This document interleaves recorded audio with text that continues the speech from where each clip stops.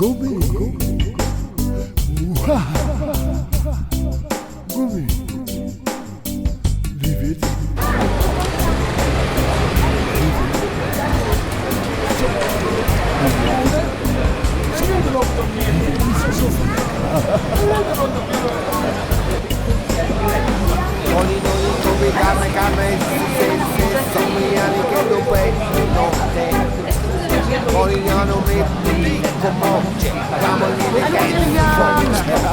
Fidèle au poste. La caméra de ta famille, c'est ça. Fidèle au poste, Et oui, Myriam. toujours Hein. fidèle au poste. Alors cette année, comment ça se passe? Puisque nous sommes donc jeudi déjà. Et tu as vu beaucoup de monde passer. Un petit peu moins que les autres années, c'est vrai. Parce que déjà, le festival n'est pas comme d'habitude. Il est restreint, il est limité. Il n'est pas limité dans le temps. Il a les mêmes dates qu'avant, la dernière semaine de juillet. Par contre, il est limité dans l'espace, dans la mesure où, malheureusement, pour les festivaliers, le jardin Simone Veil étant en travaux, aucune manifestation ne peut se dérouler là-bas. Donc tous les spectacles du soir sont déportés à la médiathèque, sur l'espace de la médiathèque, le parking. Ça reste quand même de beaux moments. Oui, puisque la scène des est belles agréable, journées bien remplies. Des belles journées, de beaux moments, une très belle acoustique malgré tout, de la verdure. Et le Théâtre de la Mer, il n'y a pas de spectacle cette année. Alors, je ne veux pas donner de fausses informations. Est-ce que c'est parce qu'il y a le centenaire Brassens, il y a d'autres spectacles, donc il n'y a pas eu de place, ou est-ce que c'est un choix de la directrice, de la responsable du festival Maïté, qui a décidé cette année de laisser la place, de nous effacer un petit peu pour laisser la place au centenaire Brassens. Voilà, mais sinon, c'est toujours un plaisir de retrouver les festivaliers et de te retrouver. Voilà. Et donc alors là, c'est pareil, hein, encore beaucoup de petites tentes, Les éditeurs sont les fidèles. éditeurs sont Voilà. bien là. Hein. Les éditeurs sont bien là, ils sont fidèles au poste. Là, c'est un petit peu, il n'y a pas beaucoup de monde parce que c'est une période creuse. J'imagine qu'ils sont à la plage. Voilà. Mais dès qu'il y a un peu de fraîcheur, vers 17-18 heures, il y a beaucoup d'allées et venues. Et les gens déambulent, il y a beaucoup de festivités un petit peu partout, bar du plateau, des sorties en mer. Oui, comme j'en ai fait d'habitude. une. Ah, bravo. J'en ai fait une avec les voiles latines. Cette année, voilà, les voiles latines et Occitarabe pour les lectures en barque. C'est très prisé, j'ai été dévalisée en moins de 3 jours. C'est En normal. plus, cette année, c'était gratuit. Donc voilà, les gens ont apprécié pour que tout le monde puisse en profiter. Oui, c'est encore jusqu'à samedi. Hein. Voilà, moi je n'ai plus de tickets, mais les sorties se font jusqu'à samedi, effectivement. Bon bah c'est bien Myriam, merci beaucoup pour tous Mais ces c'est moi qui te renseignements. remercie. Au revoir. Au revoir Myriam. Avec plaisir. Bonjour Hadj. Bonjour. Alors on s'est déjà rencontrés, hein, Oui. grâce donc aux soirées qu'organise Evelyne pour Exactement. Plume de Soie. Exactement. Et je devais passer ici à Sète voir ta maison d'édition. C'est cela. Mais nous sommes ici aux Voix Vives. Et on va donc en profiter puisque tu as un stand. Exactement. Alors, présente-nous déjà ta maison d'édition puisque Oui. tu es spécialisée Oui. Sur l'Asie, sur l'Asie. c'est ça. Alors, donc on va s'approcher des livres, hein, Si tu veux veux, bien. oui. Très bien.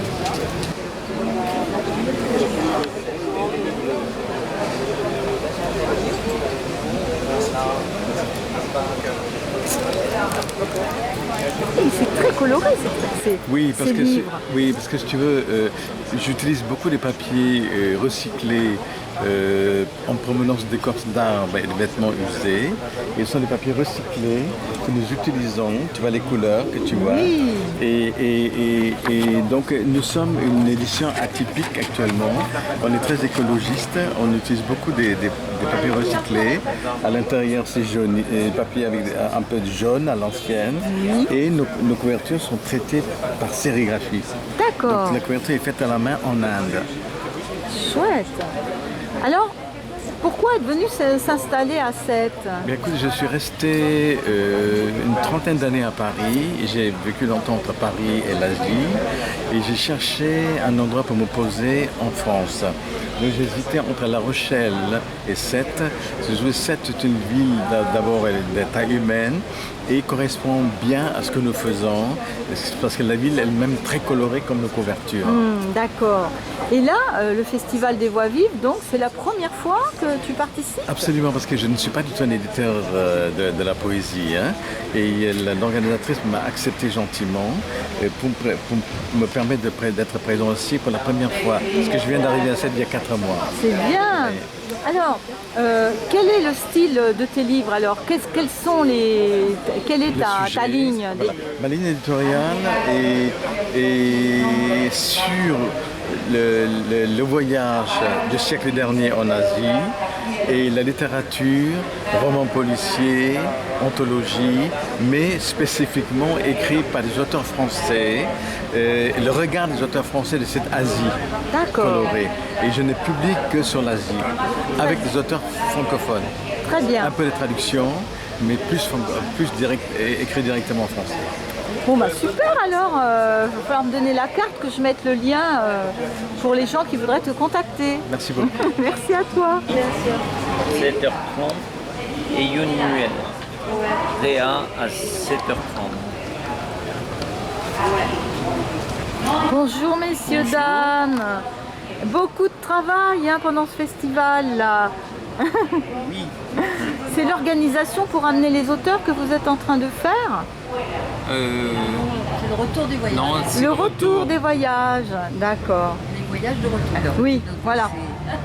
Oui, parce que... C'est Oui, oui, non, mais il n'y a pas de problème. Patrick Dupont. Alors Loïc, Oui, bonjour. bonjour, je vous ai surpris tout à l'heure, Tout à mais fait. vous êtes en plein travail. On est concentré sur les départs pour ne pas oublier de poètes. On est triste de les voir partir, Donc mais vous on êtes voudrait chauffeur, vous? quand même pas qu'ils ratent leur train ou leur avion. Et donc je suis chauffeur et je transporte tous nos amis poètes d'un lieu à l'autre ou de l'hébergement à un lieu de poésie.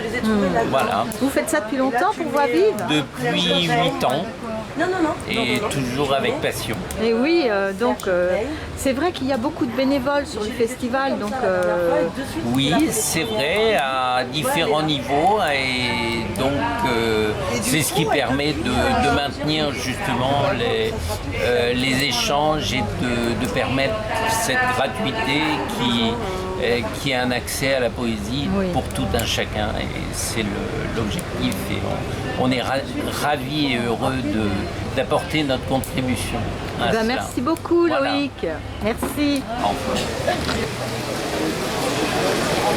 Bonjour mesdames. Je fais un petit clin d'œil aux bénévoles des Voix Vives.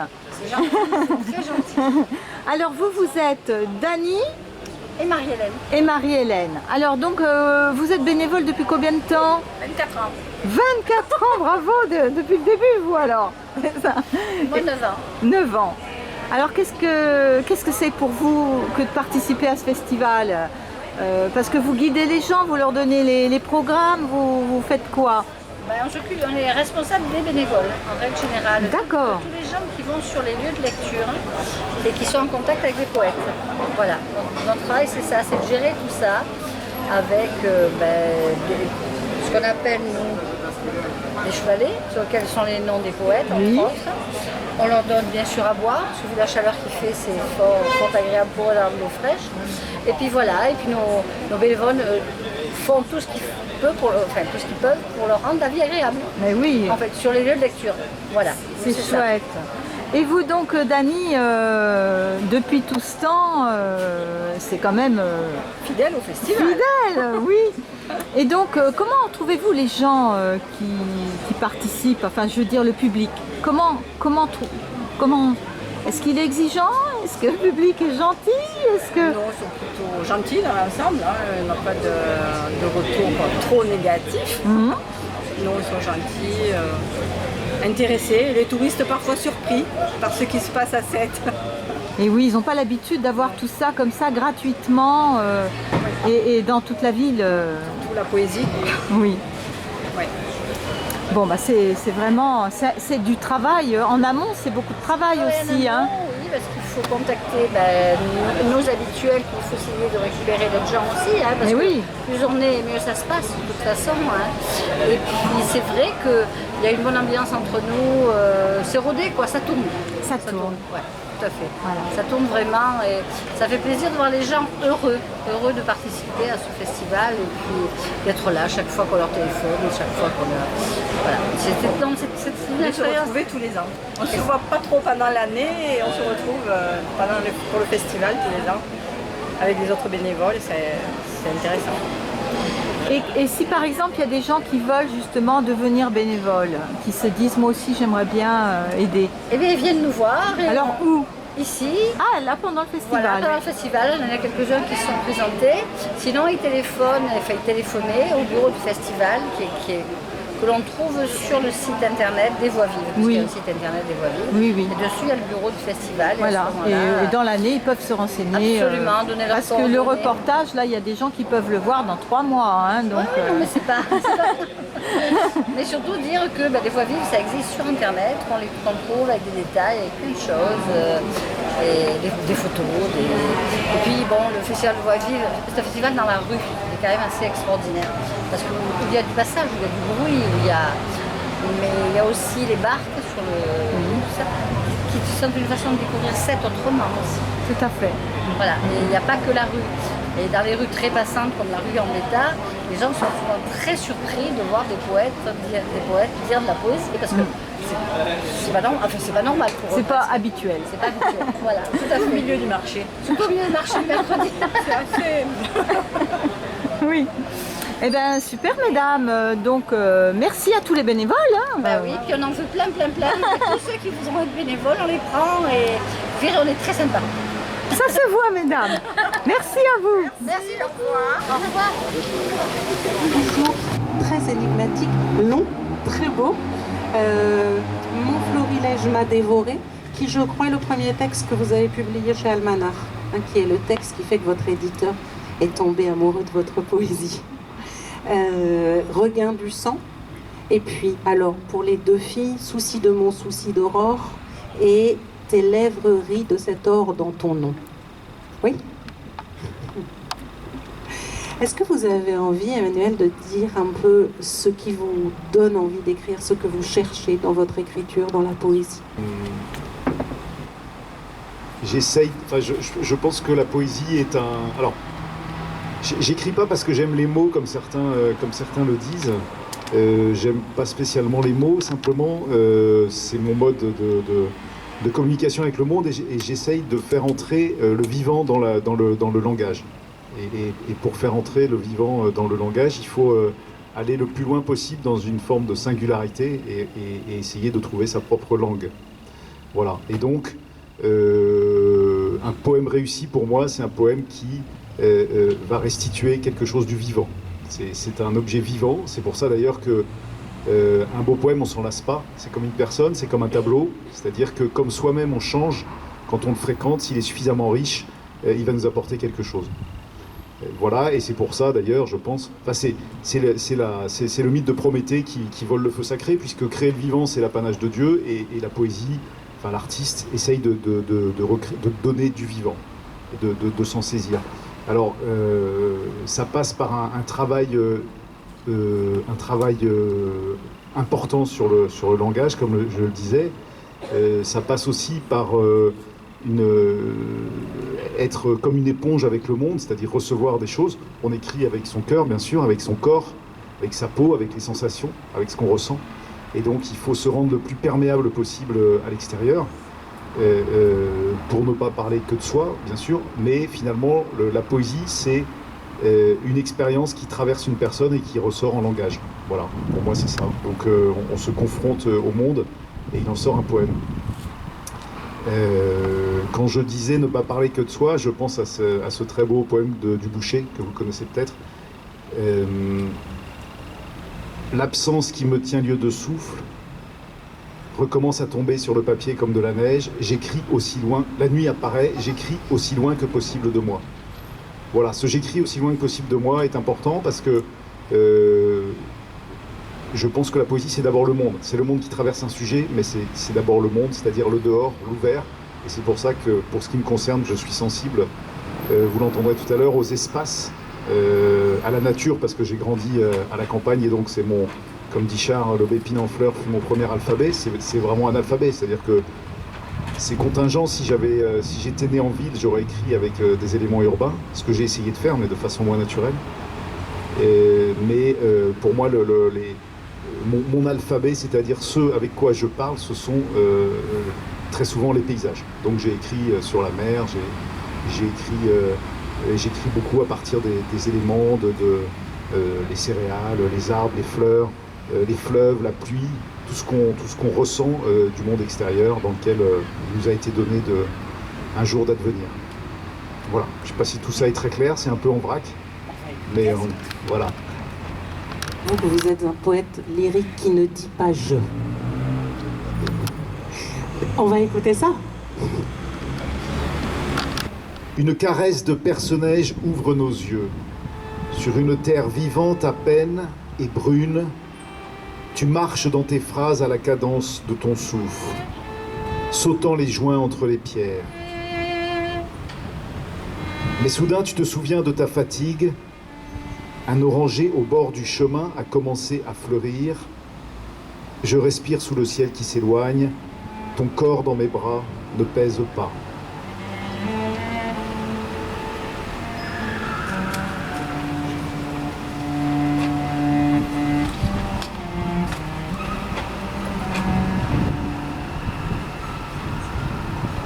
Débris, vertige. Nous n'avons pas de voix pour appeler la foudre. La houle qui nous traverse est un vent sans partage. L'horizon qui suivait la courbe des fleuves, oubliant sa soif, s'est établi parmi nous.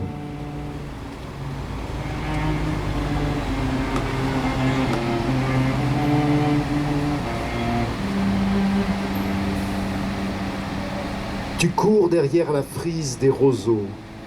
Le jaune de ton pull illumine les tiges. Je le vois zébré de pluie, d'ombre, et j'entends vos deux voix qui habillent le ciel. Leur fin sans compter parmi les chatons des saules, l'herbe vive, son vert nouveau nous est refuge. On touche le froid du vent, l'éclat des primes verts arrête votre course.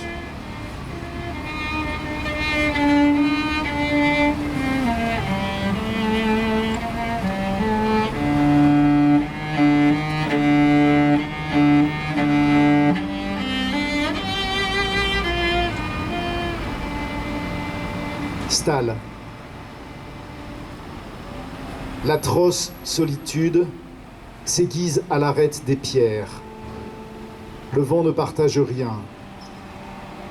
L'aboiement d'un chevreuil sur la terre gelée dure, quelqu'un fut là. Stall rue Boguet. L'atelier sur la hauteur, porte close, a dispersé la vie vivante, ne reste que les murs. La couleur a séché dans les pots. La rouille viendra avec la pluie. Tout près, des marronniers fleurissent, des voix se perdent dans leurs feuilles. Un rocher où l'élan se brise a creusé le ciel des peintres.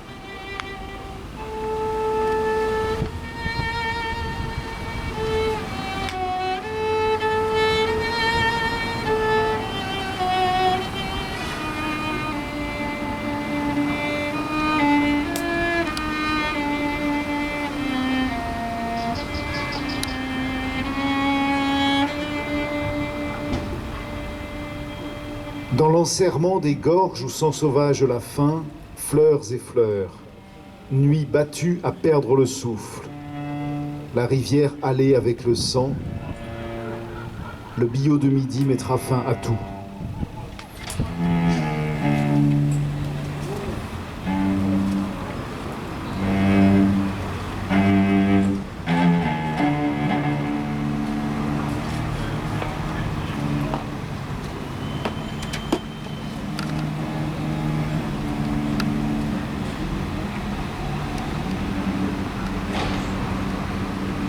Les vagues tiennent la montagne à distance.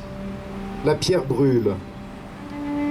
Deux mouettes, tournant dos au rivage, s'élancent dans l'air à vif. Nous avons trouvé refuge derrière une carrière de gypse, passé le rideau de poussière blanche que le vent rassemble entre les grands quartiers de pierre. Les dieux ont déserté la mer. Où le chemin cesse, nous avons oublié leur visage, les mots qu'on leur prête, leur désordre joyeux. Nous choisirons entre la jetée et les vagues un lieu habitable pour le sang, pour le souffle. Mais qui oubliera l'ombre mouillée des forêts, les nuages, le débordement des rivières?